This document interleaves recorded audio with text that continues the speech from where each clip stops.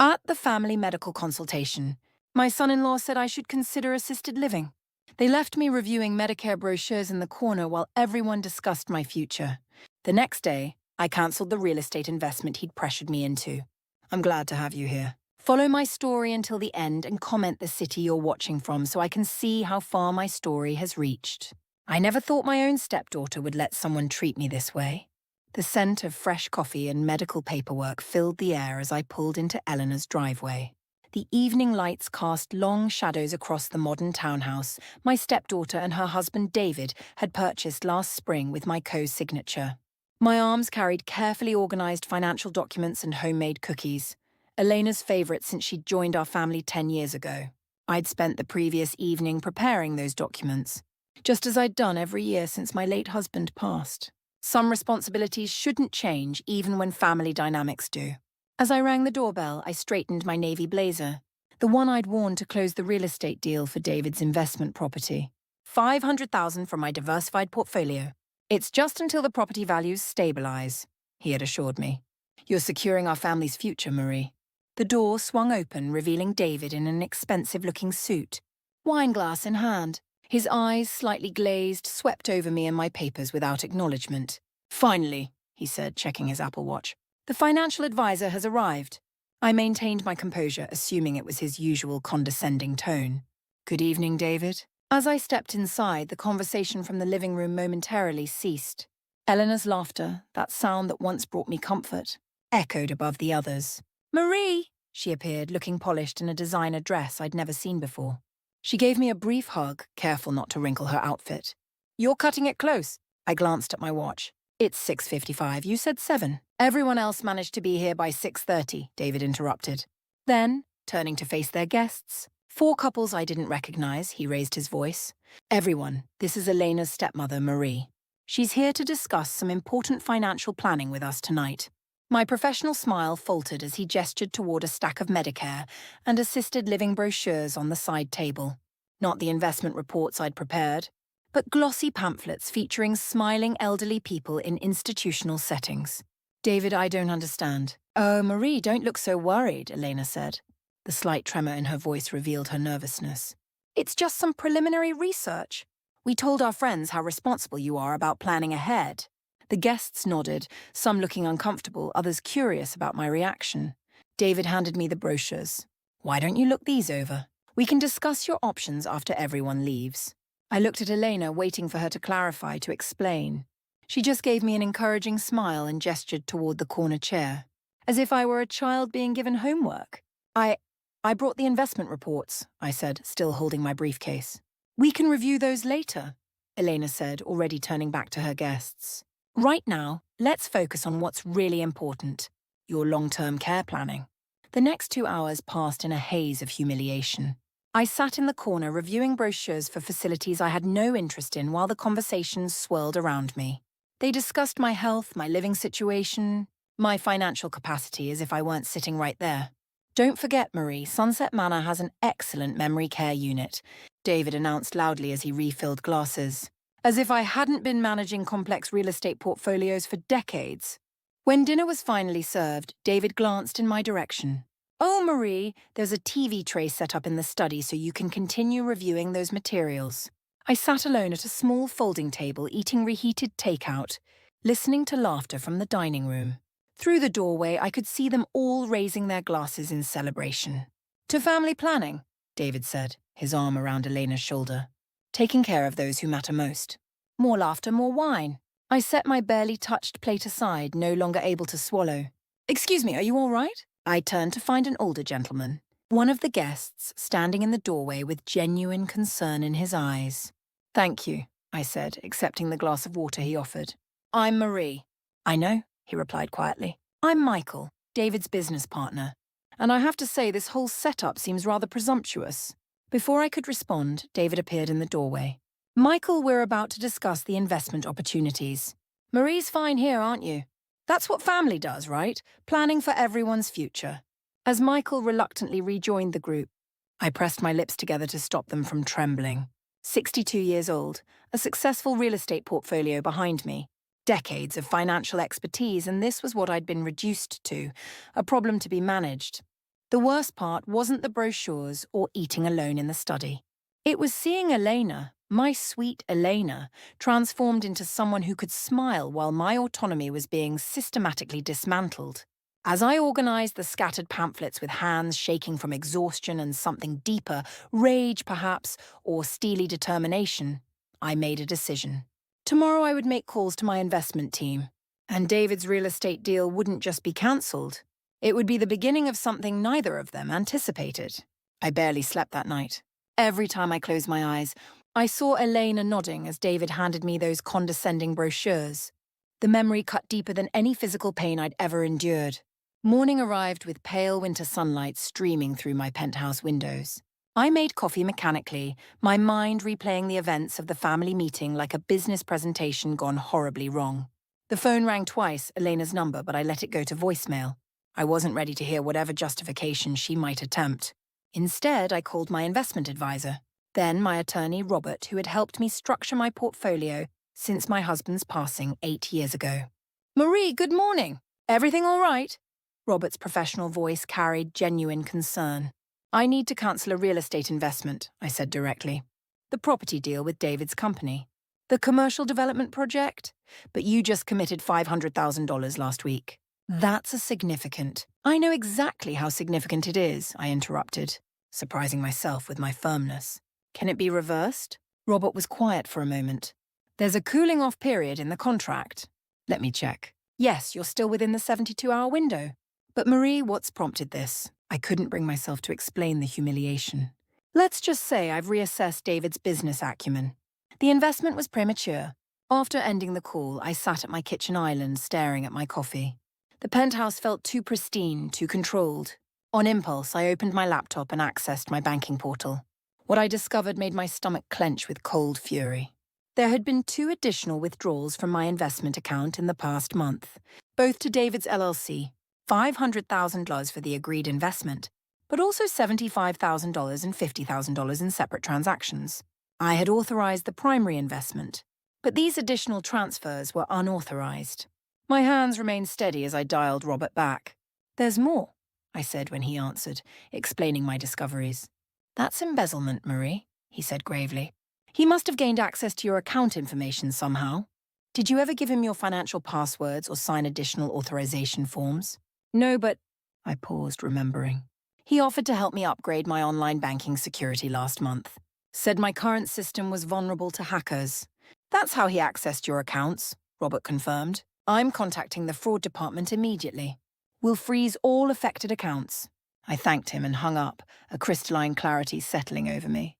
Then my doorbell chimed. Catherine, my neighbour from the adjacent penthouse, stood at my door with a plate of homemade scones and worry etched across her refined features. "You missed our morning walk," she said, following me inside. "How was the family meeting at Elena's?" I hadn't planned to confide in anyone, but as Catherine settled into my living room, the entire story emerged. The brochures being relegated to the study, the discussion of my future as if I were incompetent, that manipulative. Catherine didn't complete her thought, but her expression darkened with indignation. "And Elena participated in this charade?" "She orchestrated it," I said, the admission making my voice tighten. "She's changed dramatically since marrying him. Sometimes I question if I ever really knew her." Catherine reached across my coffee table and squeezed my hand. "This isn't the first incident, is it?" The question unlocked a realization that had been building for months. "No," I admitted. "It began subtly after their engagement. David would make casual comments about my investment choices, offering to help optimize my portfolio since I was getting older. I remembered how David had gradually insinuated himself into my financial decisions, first with concerns about my property management, then suggestions about my retirement planning, always framing his interference as family concern. "Did you know," I continued, "that they renovated their entire kitchen last month? Professional-grade appliances, custom cabinetry, marble surfaces. David claimed his business was struggling and needed my investment to stay afloat." Catherine's eyebrows rose. "So the investment was never for business operations?" "Apparently not entirely. I reviewed Elena's social media this morning. She posted photos of their new luxury SUV yesterday. 'Surprise early birthday gift from my amazing husband,' she captioned it. "A luxury vehicle?" Catherine echoed in disbelief. "A BMW X7. My voice was hollow. Fully loaded. Apparently they're planning a ski trip to Aspen over New Year's. Catherine shook her head. With your money? Yes. Money I'd accumulated through 25 years of careful investing. Money that was meant to secure my independence. I took a steadying breath. Money that represented my professional legacy. What's your next move? Catherine asked. Before I could respond, my phone buzzed with a text from Robert, accounts secured. Unauthorized transfers flagged for investigation. Call me. I showed the message to Catherine, and for the first time since last night, I felt my professional confidence returning. I'm reclaiming control, I said, starting with my investments but extending far beyond that. Catherine nodded approvingly. It's about time. As if summoned by our conversation, my phone rang. Elena's name appeared on the screen. This time I answered, Murray. Her voice carried an edge of panic. What's happening? David just received calls from the bank and your attorney. I cancelled the real estate investment, I said, my voice steadier than I expected, and reported the unauthorized withdrawals. What? You can't do that. David's entire development project depends on that capital. Does his development project also require a new BMW? I asked calmly. The line went silent for several seconds. That's different. It was a business necessity for client meetings. And the kitchen renovation, was that also for client entertainment? I don't understand why you're being so unreasonable, Marie, she said, her tone hardening. After everything we've planned for your future. What exactly have you planned for my future, Elena? The question wasn't confrontational, just genuinely curious. Arranged for me to review assisted living brochures. Discussed my competency in front of strangers. Used me as your personal investment fund. That's not fair. It was just preliminary planning last night. If you can't handle honest family discussions, it wasn't discussion. It was manipulation, I interrupted. And it showed me exactly what you and David think of my capabilities. Elena's voice turned pleading, a tactic I'd observed since her teenage years when confronted with her choices. Marie, please. David says if the investment falls through, the entire development will collapse. Is that what you want? To destroy his business because you're being oversensitive? For a moment, I almost reconsidered. Then I remembered sitting alone in the study, reviewing brochures for facilities I didn't need while my future was discussed like a commodity. I'll tell you what, Elena, I said, my resolve crystallizing. Have David provide me with the complete financial projections for this development. Have him show me the construction timeline, the market analysis. If the investment is truly legitimate, we can discuss it. That's confidential business information. He doesn't have to prove anything to you. Then I don't have to provide him with anything, I replied simply. The investment is cancelled. Goodbye, Elena. I ended the call before she could respond, my heart racing but my mind clearer than it had been in months. Excellently handled, Catherine said softly. My phone immediately began ringing again. This time it was David. I turned it off and set it aside. They'll come here next, I told Catherine. When they realize I'm serious. Catherine smiled grimly. Then we'd better prepare for them, shouldn't we? They arrived exactly as Catherine predicted. Less than an hour had passed before I heard aggressive knocking at my door. Catherine and I exchanged glances over our coffee cups. Want me to stay? She asked. I shook my head. I need to handle this myself. Catherine squeezed my hand, gathered her purse, and slipped out through the service entrance just as the knocking intensified. Whoever was outside, David or Eleanor, wasn't being patient. I took my time walking to the door, adjusting my blazer and centering myself. When I opened it, they both stood there, David red-faced with fury, Elena looking both frantic and embarrassed. What the hell do you think you're doing? David burst out before I could speak. He attempted to push past me into the apartment. I stood firm, blocking the entrance. I don't recall inviting you up. Elena's eyes widened. I'd never used that tone with her before. Marie, please, she said, her voice dropping to a whisper. The neighbors will hear. Like you were concerned about my dignity last night, I replied coolly. But fine, come in. Let's discuss this professionally. David stormed into my living room, pacing like a caged predator. You had no right to cancel that investment. We have contractors lined up, permits in process. I settled into my leather chair, the one piece from my previous home that I'd kept after downsizing. It always made me feel more grounded somehow. Interesting you should mention contracts, I said calmly, because I've been reviewing our agreement. The funds were specifically designated for commercial development and construction costs, not personal expenditures. What personal expenditures? Elena interjected, looking genuinely confused. I turned to her. The BMW, Eleanor. The kitchen renovation. The ski vacation you've been posting about. David waved his hand dismissively. Business expenses, client development. Really? I raised an eyebrow. Then you won't mind showing me the business classification for those expenses. I'm sure the IRS would find that documentation interesting as well. David's face flushed a deeper shade of red. You think you're so clever? You're just a bitter old woman who can't stand to see her family succeed. Eleanor gasped. David! I didn't react to the insult. Is that really what you think? Eleanor? That I'm bitter? That I don't want your success? Eleanor shifted uncomfortably. No, but Marie, you don't understand the pressure we're under. The development industry is competitive. We needed that investment.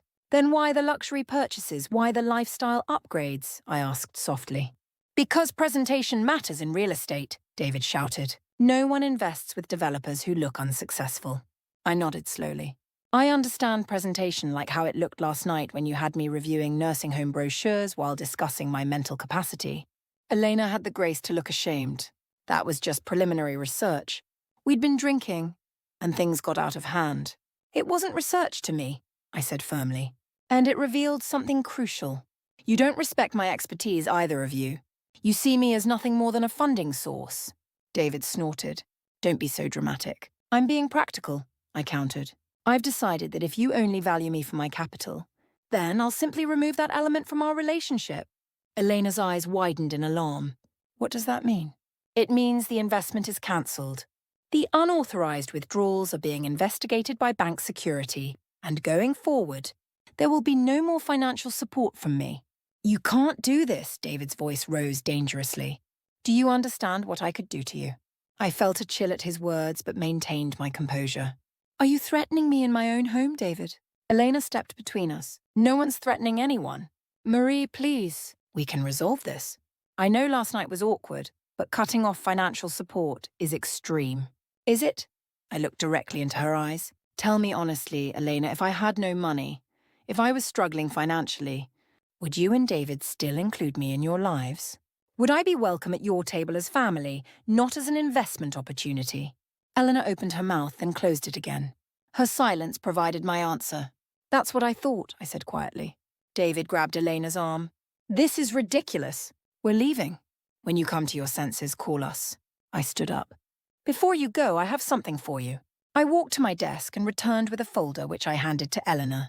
What's this? She asked. Documentation of your wedding expenses, the down payment on your townhouse, the previous business loans to David, every dollar I've invested in your future over the past 5 years.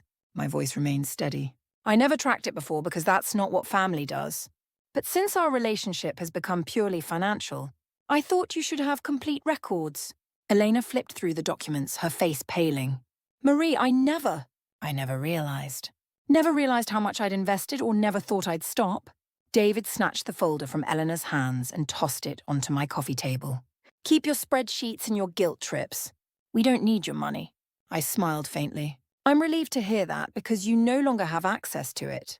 When they left, David slamming the door hard enough to rattle my artwork, I sank back into my chair, emotionally drained, but somehow more solid. For the first time in years, I had defended my boundaries. My phone chimed with a text from Catherine. All clear? Yes, I typed back. They're gone for now. But this isn't finished, Catherine replied. I knew she was right. This wasn't just about money. It was about power and respect. By standing up to them, I had disrupted the dynamic they'd grown comfortable with. They wouldn't accept that easily. As I prepared fresh tea, I realized my hands were steady. Not from fear, but from a profound sense of relief. For too long, I'd allowed my desire to maintain family connection override my professional judgment. I'd become complicit in my own financial exploitation. No more. Whatever happened next, I would face it on my terms. I glanced at the family photo on my bookshelf. Elena's college graduation. The 3 of us smiling, my late husband, me, and our beloved stepdaughter. That family was gone now, transformed by time and choices into something I barely recognized. But perhaps from this breakdown, something healthier could emerge. Something built on genuine respect rather than financial dependence. I could only hope that Elena would eventually understand the difference. And if she didn't, well, I would learn to live with that reality too. The path ahead would be challenging, but for the first time in years, it was authentically mine to navigate. The following week passed in a strange combination of tranquility and apprehension. With each day that my phone didn't ring with Elena's number, I felt both relief and a deepening sadness. The penthouse seemed more spacious than usual, my routines more purposeful without the constant interruptions of her calls requesting financial advice or support. Robert called on Friday with an update. The bank has secured the unauthorized withdrawals, he explained. They're building a case, but they need to know if you want to pursue criminal charges. The question struck me like a physical blow. Criminal charges, you mean prosecution? Fraud is a serious crime, Marie, Robert said gently. What David did, accessing your accounts without authorization, that's felony territory. I closed my eyes, imagining Elena's face if her husband was arrested. No matter how angry I was, I couldn't inflict that on her. No prosecution, I decided. But I want full restitution, Robert sighed. Without criminal charges, recovery might be complicated. They could claim you gave verbal authorization. Then we'll approach it differently, I said, an idea forming. Can you draft a formal demand letter outlining the unauthorized withdrawals and requiring repayment? Include that we're willing to negotiate a structured settlement instead of pursuing criminal prosecution. I can draft that, Robert replied. But Marie, these types of individuals rarely respond to reasonable demands. Perhaps not, I admitted, but this gives them an opportunity to do the right thing. One final opportunity. After ending the call, I wandered through my penthouse feeling restless. Every corner held memories of Elena. Her graduation photos on the walls, the sculpture she'd made in art class, the growth chart marks penciled on the closet doorframe from when she'd lived with us during high school. I'd structured my life around being her stepmother. Even after she grew up, married, and moved out, I'd continued organizing my world around her needs and aspirations. Who was I without that role? The question haunted me as I retrieved photo albums I hadn't examined in years. There I was before Elena entered our lives, younger, with a confident smile standing in front of the investment firm where I'd built my career from junior analyst to portfolio manager. There was my late husband and me on our honeymoon, exploring European financial markets with notebooks and ambitious plans. When had I lost that woman? When had I become just Elena's stepmother and nothing else? The doorbell interrupted my thoughts. For a brief, hopeful moment, I thought it might be Eleanor coming to apologize or at least talk. Instead, I found Catherine on my doorstep holding a bottle of wine and a sympathy card. I know it's not a death, she said as I welcomed her in, but it is a loss, and losses should be acknowledged. The simple recognition of my pain brought tears to my eyes. We settled in the living room where Catherine poured wine into crystal glasses. I couldn't bring myself to use the everyday glasses Eleanor had given me last Christmas. Have you heard from her? Catherine asked. I shook my head. Not a word. Robert's sending a demand letter about the unauthorized withdrawals. But I'm not pursuing criminal charges. Catherine's eyebrows rose. Why not? What David did was theft. Because criminal charges would eliminate any chance of reconciliation with Elena, I explained. I'm angry, not vindictive. Catherine swirled her wine thoughtfully. And if they ignore the letter, keep the money. Then I'll have to accept that loss as well, I sighed. But I'm hoping it won't come to that. And what about you? Catherine asked. What are your plans now? The question seemed overwhelming. What were my plans? I was 62, financially secure despite recent losses, but suddenly without the purpose that had driven me for a decade. I'm not sure, I admitted. I've spent so long being defined by my relationship with Elena that I'm not certain who I am independently. Catherine refilled our glasses. Then perhaps it's time to rediscover that. Later that evening, after Catherine left, I found myself at my home office desk pulling out a legal pad. At the top I wrote, "Who is Marie without Elena?" The blank page seemed to mock me. I tried to remember my ambitions before step-parenthood consumed them. What had that confident woman in the investment photos wanted for herself? Travel. Professional development. Cultural engagement. Intellectual growth. I began writing tentatively at first, then with increasing conviction. Places I wanted to visit, skills I wanted to develop, people I wanted to reconnect with, investments I wanted to explore that had nothing to do with family obligations. By midnight, I had filled 4 pages. None of the goals were revolutionary. I wasn't planning to climb Everest or sail solo around the world, but they were mine. Aspirations untethered from my role as a stepmother, unrelated to Eleanor's approval or needs. The next morning, I woke with a clarity I hadn't felt in years. Over coffee, I made 3 phone calls that would reshape my life. The first was to the university extension program where I'd once taken courses. Yes, I'd like to enroll in the Advanced Real Estate Development Seminar, I told the registrar. And is the International Finance Certificate program still available? The second call was to a travel advisor. I'm interested in that cultural investment tour of emerging markets this fall, I said. Yes, traveling solo. The third was to my former colleague at the investment firm. I'm considering returning to consulting work, I explained. Part-time, focused on portfolio development for women entrepreneurs. By the time I finished these calls, I felt an excitement in my chest I hadn't experienced in years. I looked around my living room, seeing it with fresh perspective. The furniture was arranged exactly as it had been when my husband was alive. The walls covered with photos of Elena's achievements. The shelves filled with mementos I'd collected but never particularly treasured. It was a space designed for the past, not the future. I spent the rest of the day rearranging furniture, removing some photos and creating a donation pile of items that no longer brought me joy. With each change, I felt lighter, more authentically myself. Around 300, my doorbell rang again. This time it was a courier with an envelope from Robert's office. Inside was a copy of the demand letter he'd sent to David and Eleanor, formally requiring repayment of the unauthorized withdrawals. It was professional but firm, leaving no ambiguity about the seriousness of the situation. I read it twice, then filed it in my desk drawer. The decision was theirs now. They could choose to make restitution, or they could choose to sever the relationship entirely. Either way, I would manage. Not because I didn't care, I would always care, always love Elena, but because I was reclaiming the parts of myself that existed independently of her, the parts I'd neglected for too long. That evening, as I sat on my newly positioned sofa with a financial journal I'd been meaning to read for months, my phone chimed with a text message. Eleanor, we need to talk. Can I come by tomorrow? Simple, direct, without apology or accusation. I considered my response carefully, typing and retyping several versions before settling on one equally straightforward. Me, yes. 200 p.m., come alone. Her reply came immediately. I will. I set the phone aside, my heart beating slightly faster. Tomorrow would determine whether there was a path forward for us, or if the separation was permanent. I wasn't naive enough to expect a magical reconciliation. But perhaps there was still hope for understanding. Whatever happened, I would face it as the woman I was rediscovering. Not just Elena's stepmother, but Marie in her own right. A woman with her own ambitions, standards, and dignity. That night, I slept more peacefully than I had in weeks. At exactly 200 p.m., the doorbell rang. I'd been awake since dawn, alternating between nervous preparation and rehearsing what I might say to Elena. Now, taking a deep breath, I opened the door.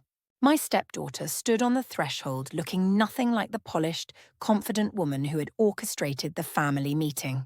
Her hair was pulled back in a simple ponytail. Her face without makeup and dark circles shadowed her eyes. She wore jeans and a plain sweater, clothes I hadn't seen her in since before she met David. Hi, Marie, she said quietly. I stepped aside to let her enter. Hello, Elena. We moved to the living room where she immediately noticed the changes, the rearranged furniture, the missing photos, the empty spaces where my husband's collections once dominated the shelves. You've been redecorating? She said, surprise evident in her voice. Just making some changes that were overdue, I replied, gesturing for her to sit. Would you like some coffee? She nodded, and I was grateful for the brief reprieve as I went to the kitchen. When I returned with 2 cups, Elena was studying the small stack of investment prospectuses on the coffee table. Emerging markets? She asked as I handed her the coffee. Since when are you interested in international development? Since always, I said simply. Your stepfather and I used to discuss global investment strategies before you joined our family. I'm thinking of re-entering that field this fall. Eleanor looked genuinely surprised. Alone? With a consulting group, I clarified, for professional women. I couldn't help but smile at the prospect. I'd never thought of myself as a mentor before. Eleanor set down her cup. Marie, about the family meeting. I sat across from her, keeping my expression neutral. Yes? It got out of control. David thought it would be helpful to research options. And everyone was asking questions. She trailed off, perhaps realizing how inadequate the explanation sounded. And you participated, I finished for her. She looked down at her hands. Yes, I'm sorry. The apology hung in the air between us. Simple words, apparently sincere, but somehow insufficient. Why? I asked finally. Why did you think questioning my competency would be helpful? Elena flinched. I didn't think of it as questioning your competency. Just what? She struggled to find the words. David said it would be smart to explore all options, and I wanted to show his friends that we were responsible about family planning. They're all so successful and established, and I always worry they think he married someone inexperienced. The admission surprised me. So you demonstrated responsibility by undermining my autonomy. Eleanor's eyes filled with tears. When you put it like that, it sounds terrible. It was terrible, I said, keeping my voice gentle but firm. I spent that evening reviewing materials for facilities I don't need while listening to my stepdaughter, and her husband discussed my future as if I were incompetent. Do you have any idea how that felt? A tear slipped down her cheek. I didn't think about how you would feel. I got caught up in trying to fit into David's world. I nodded slowly. I understand that desire, wanting to belong. But Elena, at what cost? You've changed dramatically since you married him. I've matured, she protested weakly. You've become someone who evaluates people according to their utility, I countered. That's not maturity. Eleanor wiped her tears with the back of her hand. I received the letter from your attorney about the money. Yes, I acknowledged. There were unauthorized withdrawals from my account. David says you gave him permission to optimize your investments, she said, though her tone lacked conviction. I did not, I replied firmly. And I believe you know that. She didn't deny it. Instead, she stared down at her coffee. He's panicking. He says you're trying to destroy us. By requesting my own money back? The timing, she said. His development project is critical. The investment was supposed to bridge us until a major contract comes through next quarter. I sighed. Elena, I've seen your social media posts. The BMW, the kitchen, the vacation plans. That doesn't suggest a struggling business to me. She had the grace to look ashamed. The car was used. The kitchen. David says we need to project success to attract investors. And my investment, was that going to the project or to projecting success? Elena didn't answer immediately. When she finally spoke, her voice was barely audible. Some of both, I think. The admission cost her. I could see it in the slump of her shoulders, the trembling of her hands around the coffee cup. For the first time, I wondered if David's financial control extended to Eleanor as well. Does David allow you to see the business accounts?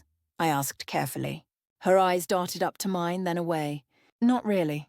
He says I wouldn't understand the complexities. He gives me a household allowance and... She trailed off, perhaps recognizing how it sounded. And you need to request anything beyond that, I finished for her. Elena nodded miserably. He says it's more efficient if one person manages the finances. That joint accounts create marital conflict. I kept my expression neutral, though inside I was seething. The controlling pattern was clearer now. David isolating Eleanor, making her dependent, turning her against her support systems. Eleanor, I said gently, that's not partnership. That's control. It's just our system, she insisted, but without much conviction. And how is that system working for you? I asked. Are you happy? The question seemed to catch her off guard. I'm not sure. Sometimes when things are good, they're really good. But lately what? She shook her head. It doesn't matter. What matters is resolving this situation with the money. David wants me to convince you to drop the whole thing. He says family should support each other. Interesting, I observed. He thinks family should support each other when he needs money, but not when it comes to treating family with respect. Elena flinched. Marie, please. He's really stressed. He keeps checking his phone, waiting for calls. He hardly sleeps. I studied my stepdaughter's face, the worry lines, the exhaustion, the fear. This wasn't just about the money. Something else was wrong. Eleanor, I said slowly, is David in some kind of trouble? The way her eyes widened told me everything. No, just the usual business pressure. But her hands were shaking as she set down her coffee. Are you in danger? I asked directly. Does he hurt you?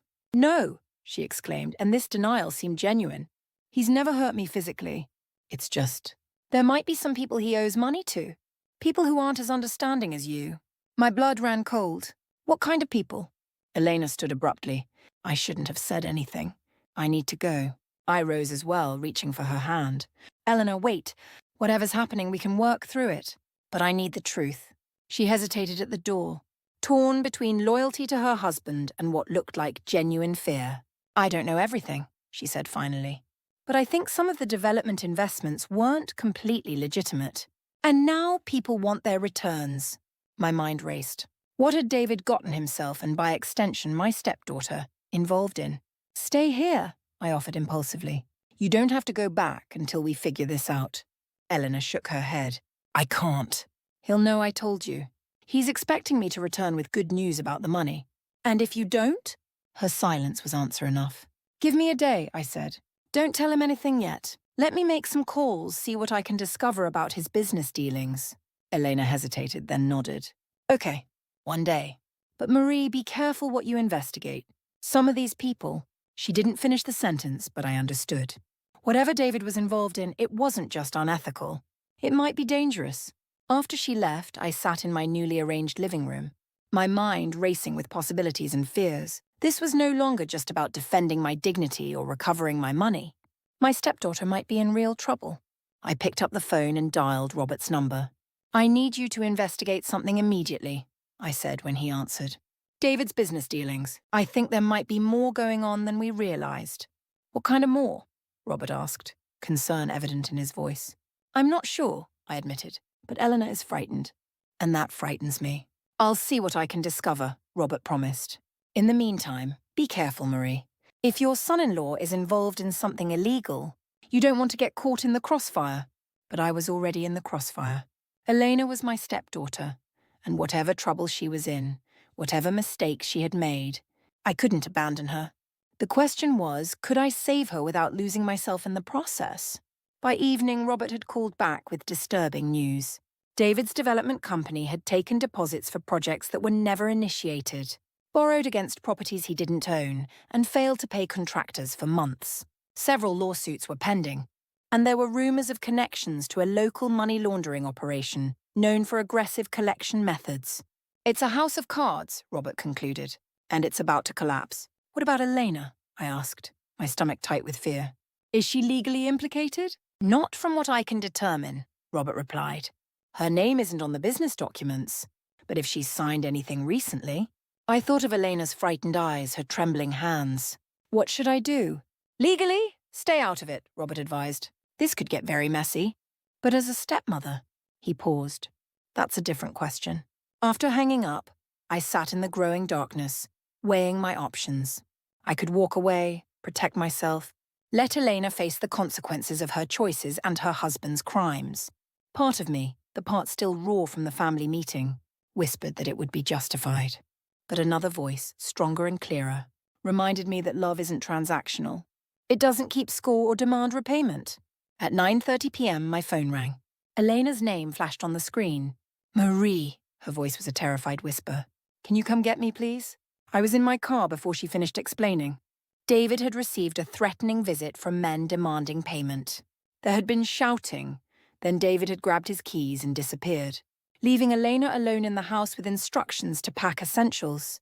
When I pulled into their driveway 20 minutes later, Eleanor was sitting on the front step with a single suitcase, looking lost and very young. I didn't know who else to call, she said as she climbed into my car. You called the right person, I assured her, squeezing her cold hand before pulling away from the curb. The drive home was silent, Eleanor staring out the window at the passing streetlights, occasionally checking her phone. David hadn't called or texted. When we arrived at my penthouse, I settled Eleanor in the guest room, now my home office, but still equipped with a comfortable sofa bed. She sat on the edge of it, looking at the walls now covered with my investment charts instead of her childhood artwork. You've really transformed this space, she observed. I've been rediscovering old parts of myself, I explained, sitting beside her, and finding new ones. Eleanor nodded, her gaze falling on a small framed photo of the lake where we used to vacation when she was in high school. I remember that place. Dad used to take me fishing at sunrise. You complained about getting up that early, I recalled with a smile. But I loved being in the boat with him, she said softly. Just the two of us on the quiet water. The memory hung between us, precious and fragile.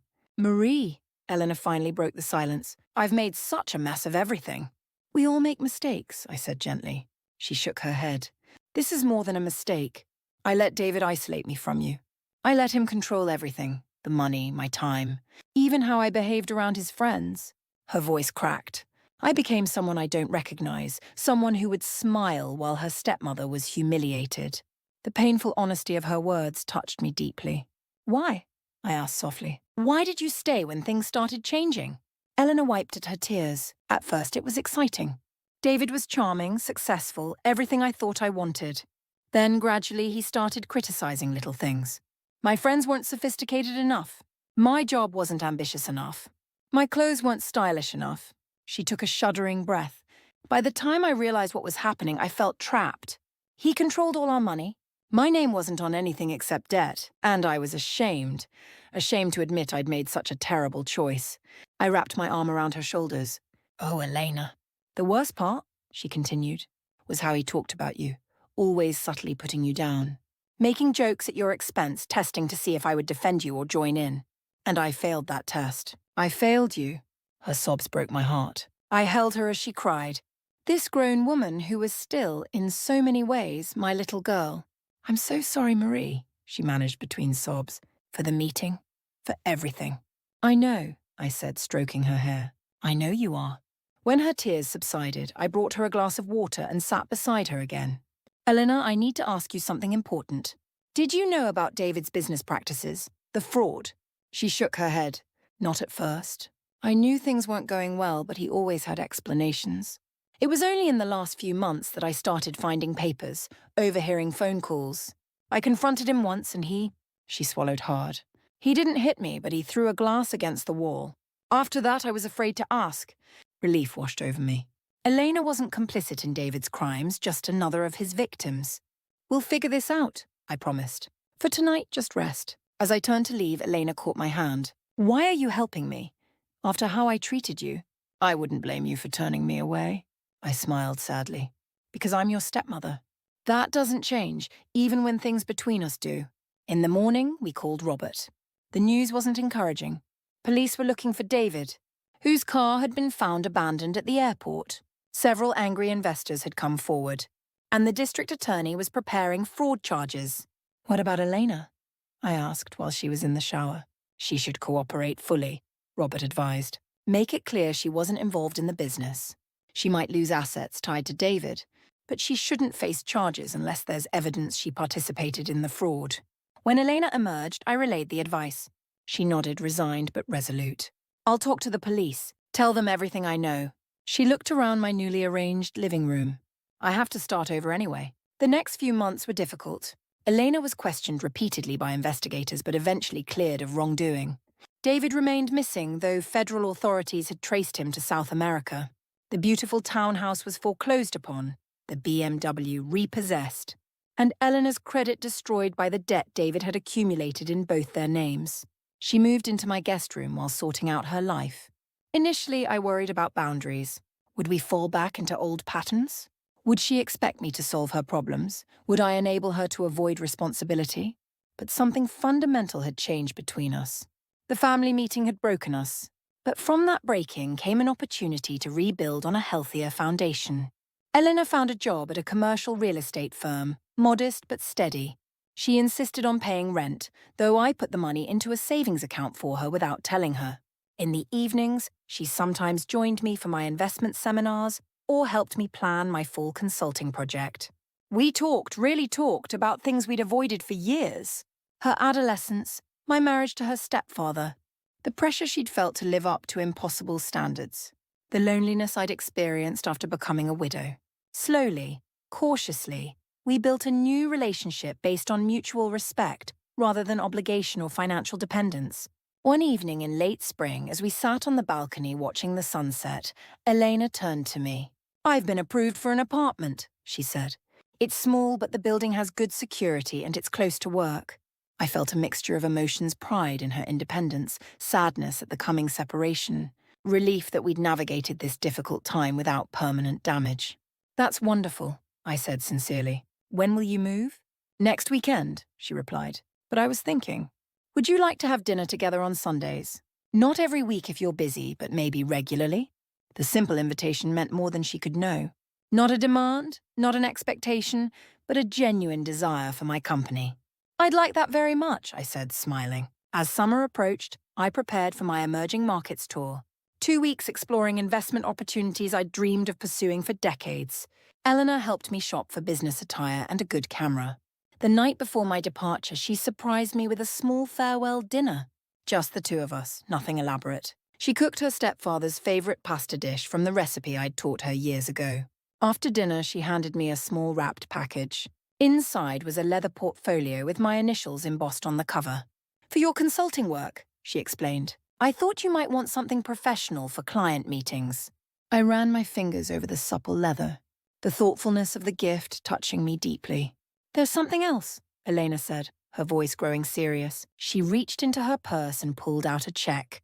"This is the first payment for the money David took." I stared at the check. A modest amount, but clearly significant given her current salary. "Elena, you don't need to." "Yes, I do," she interrupted gently. "It might take years, but I'm going to repay every cent. Not because you're demanding it, but because it's right." I looked at my stepdaughter, this strong, resilient woman who had lost everything but was finding her way back with dignity and integrity. "I'm so proud of you," I said, meaning it with all my heart. Elena's eyes filled with tears. "I'm trying to be someone you can be proud of, someone I can be proud of." As we cleared the dishes together, I realized that the painful family meeting had ultimately given us both an unexpected gift. The chance to break destructive patterns and rebuild a relationship based on genuine love and respect rather than obligation or financial entanglement. I would never again be the woman reviewing nursing home brochures in the corner, silently accepting disrespect in exchange for connection. And Elena would never again be the woman who valued appearances over authenticity. We had both served our time in roles that diminished us. Now we were finding our way to something better, something real. And that was worth more than any inheritance I could ever leave her.